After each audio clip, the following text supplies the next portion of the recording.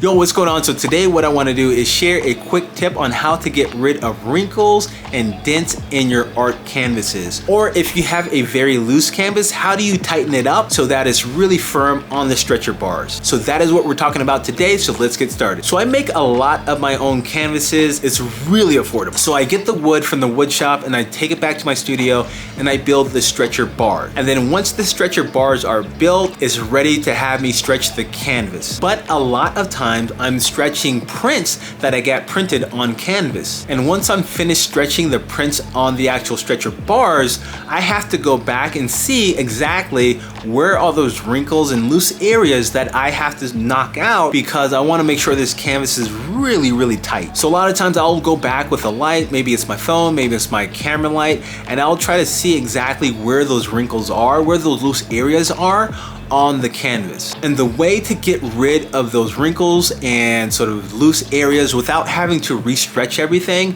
is just really using water. That is because a lot of the canvases we use are cotton based. And that is because when you're adding water to cotton and allowing it to dry, it shrinks. And that is what removes a lot of the wrinkles and the looseness in a canvas. So all you really have to do is get a bucket of warm water or hot water, dip a piece of loose or spare piece of cloth in the water, take that, rinse it out just a little bit, and then just rub the back of that canvas. And you're just really trying to make sure that you cover the entire back with water. And you don't have to soak the entire canvas in water. Really, it's just taking that loose piece of cloth and just rubbing the back of that canvas in all different areas. And if you need to, you can take a brush to get into those corners that are hard to get to with your bare hand. And another tip on top of this is that you can add a little bit of wood glue to that water. That just helps after it dries for it to keep its form in the long run. And this is something that I do for 15 minutes and then I allow it to dry a little bit and then I go back and see exactly,